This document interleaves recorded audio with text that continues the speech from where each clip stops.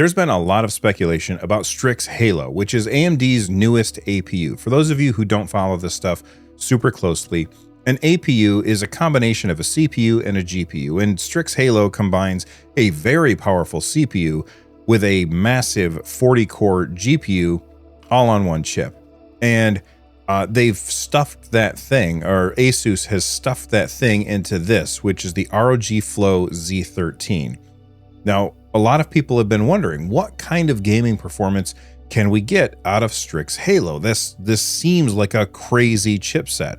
Well, according to AMD, it gets 1.4 better performance over the Intel's newest Lunar Lake chip. It gets 84% faster performance than a Mac with an M4 Pro chip in it.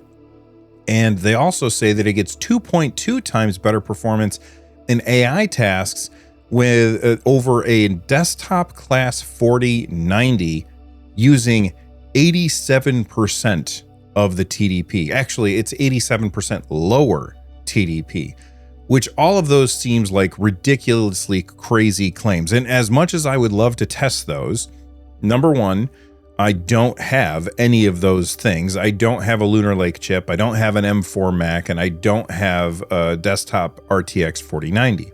And even if I did, I wouldn't be able to test those things and show you the numbers because ASUS sent this to me. This is a pre-production unit. They just announced the ROG Flow Z13 at CES. This is a pre-production unit. And if I did do benchmarks on this, well, guess what would happen? When the actual retail units come out, all of those benchmarks wouldn't really be valid anyway, because they would have updated drivers and updated firmware, and it would basically say, hey, all of these numbers are worthless anyway, let's rerun the test, which is something that I will do because they've also said that they're going to send me a retail unit so that I can run those benchmarks. So if that's something you're interested in, make sure that you subscribe down below. All right, so what am I going to do in this video? Well, what I'm going to do is we'll go over the device itself, and then we'll look at some gameplay footage. I won't show you any frames per second. I won't talk about battery life or anything like that, because all of that stuff is currently under embargo. However, what I will tell you is the settings that I'm running these games at, and I'll tell you that I am running these games at what I would say is an acceptable frame rate, and you can see the footage for yourself and make the decisions on your own. ASUS is not sponsoring this video. They don't get to see it before you do. I'm actually under no obligation to make a video. They just said, hey, check this out. We want your feedback. So I'm going to give them that feedback, but first I'm going to give you that feedback. Let's take a look at the ROG Flow Z13. It is a tablet. However, I would say when I hear tablet, I think like an iPad, right? iPads are huge, but thin and light. And they're just, every time you pick one up, you're like, holy cow, I can't believe that they've packed anything into something this small. Well, I mean, that's great and all, but you can't do a lot of things on an iPad that you can do on this. This is a tablet because this Folio keyboard does in fact come off. All right. And then it just snaps back on with a magnet, just like you've seen before. But if I bring this up and look at it from the side, this is a thick boy. All right. This is a very, very thick device. We'll take a look at the back. There's a little window here, which has RGB, which I'll try and remember to show that to you later. And if not, I'll throw on some B-roll right now so that you can see it. Along the bottom, we've got our kickstand, which is a very surface-like kickstand. It's got a lot of distance that it can travel. I'm a big fan of this kickstand, and you can pretty much put this device at any angle that you want. So I would never use it at this angle, but it's a good angle for this camera right here. So that's how we're going to use it. And I'm going to go ahead and open up my laptop, or not laptop, but Folio case. And it can't see me because the camera's pointing the wrong way. So I've got to put in my pin, and there we go. And here you have it. It's a Windows desktop, which is not a huge surprise. We've seen tons of these devices that are Windows desktops. And I did send an email to ASUS asking if I could install Bazite on this before I send it back to them. I'm anticipating that they will say no. But if they say yes, then I will put out another video where I'm showing you off this thing running on Bazzite or SteamOS, essentially.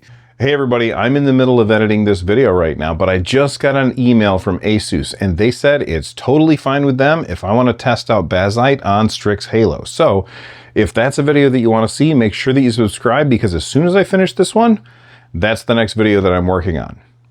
Back to the video. But let's go ahead and take a look at this. I'm going to take the keyboard off, although I will say this is a pretty nice keyboard. It's a folio keyboard, so how nice can it be? But it's not too bad. I like it a lot. The trackpad is nice and big, and it's got a definite click when you click down on it. I have no real complaints about this other than it's a folio keyboard, and what else are you going to do with a tablet, you know? All right, next up, let's take a look at the sides. On the left-hand side, we have up here a full-fat HDMI right there. It has 2 USB ports with support for DisplayPort. That's USB 4 right there with a USB Type-C. We have our power delivery. Unfortunately, it uses proprietary power, so you can use USB-C, but it won't get enough wattage to charge it while you're playing. So that's where that comes in. It's the same thing that I've seen with ASUS laptops in the past as well.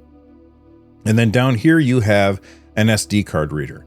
On the left-hand side, we have our power button right there.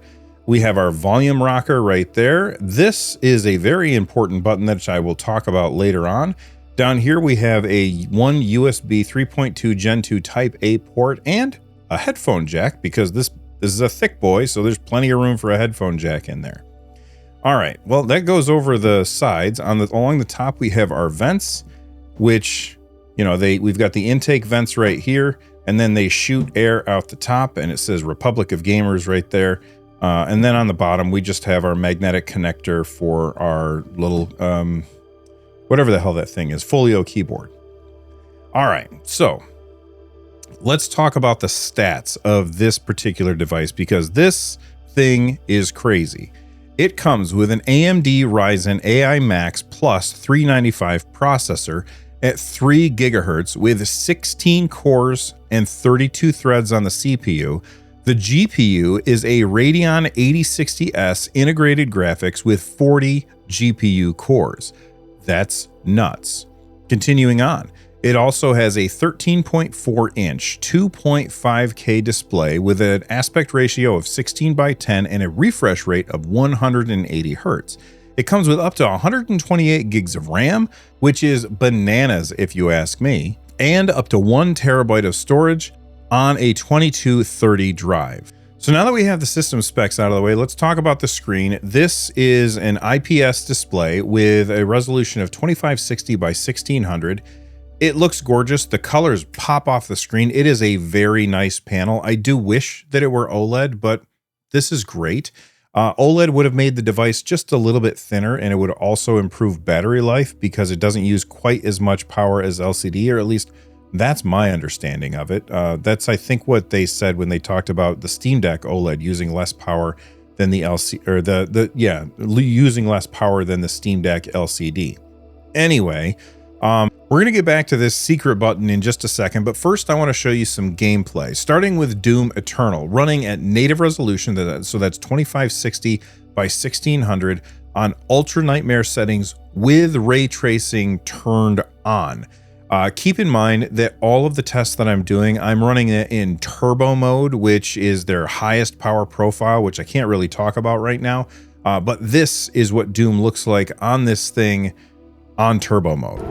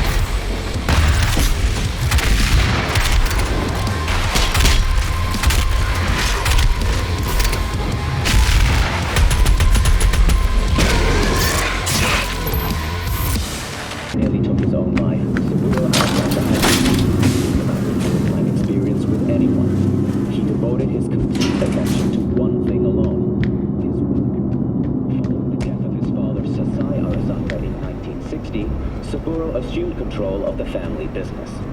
Under his direction, How's the way I just do that?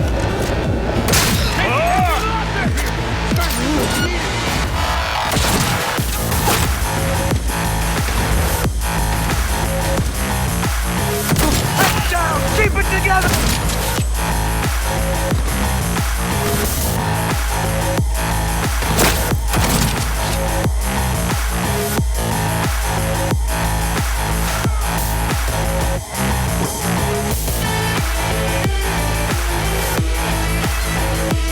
He has no right to leave!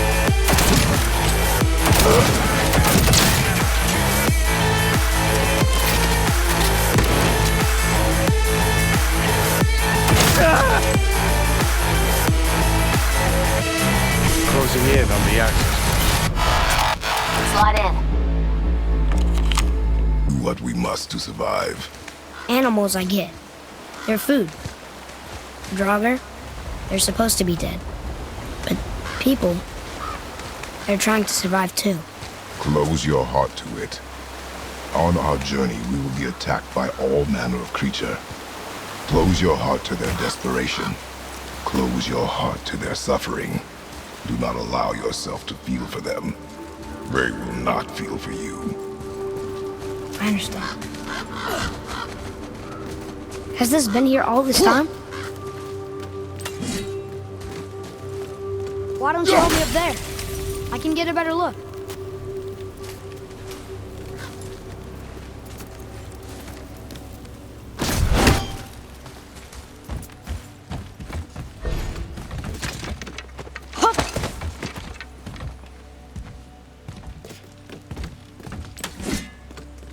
Okay, nowhere to go from here, except across this bridge.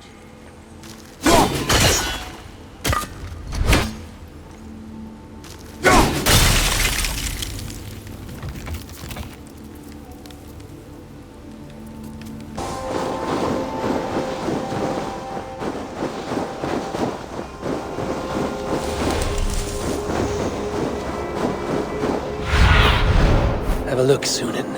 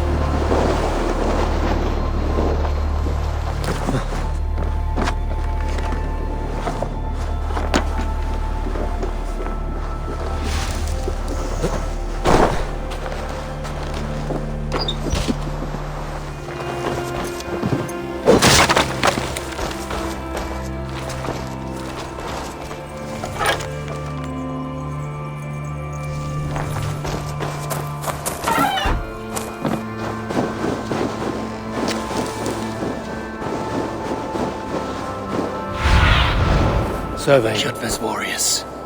I should stay up. All right, let's get back to the secret button that I kept telling you about. It's right over here, and if I push it, it's going to bring up something called Screen Expert. It's a bunch of different settings right down here on the side. Up here, this is going to bring up Armory Crate. Then this is going to allow you to... Dang it, I missed it. This is going to allow you to switch between the different profile modes. By the way, the setting that I was showing you earlier, which is turbo mode, is not actually the highest mode. If you want to go to the highest mode, you could just use manual. I haven't tested that yet, but I'll test that when the new one comes in. Then you can lock the screen rotation because this is a tablet. As you turn it, you know, the Windows rotates the screen, which I absolutely hate. I cannot ever see myself using this in like portrait mode. It'll always be landscape mode for me. If you need to bring up the keyboard for any reason, like if you don't have the folio on, that's this button right here. You can mute and unmute your mic. Right here, if I tap on this, It's going to set up to record my screen, which I'm going to say no thank you right now. And then down here, if I hit this, I can set up a bunch of different task groups. So basically it'll move windows around the way that I want them to. Again, I'm just going to use this for gaming, so that's not really useful for me. If I tap on this, it's going to tell me my connected device battery states. So basically it's going to tell me all of the things that are connected to my device and what their batteries are at right now. Then I have my settings. If I go into my settings, I have my control center, window management, cursor management. It's got some information there. We've got some announcements and a help center. And then this final icon down here, this is the screen expert. So I can start customizing what goes on this menu right here. Maybe if I do that twice. There we go. Lets me customize this menu right here. I think that that's a really great implementation of what we usually see as like one of the extra buttons on the side of the controllers of PC handhelds. But that's all on this little button on the right hand side. I will say that if you're left-handed, like, I don't know, I would have preferred to have it on the left-hand side. And the reason why is because I mouse with my right-hand side. So I want to be able to leave my mouse right here and then reach up and push that button. But that is just nitpicking. And one thing that I completely forgot to show off is how loud the fan gets. I've got Doom Eternal running right now in turbo mode. Check this out.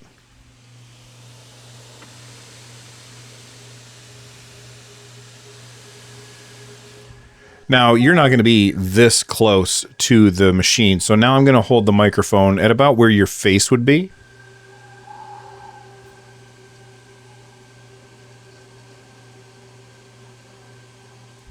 This thing is really, really loud, but that's in turbo mode. If I switch over to silent mode,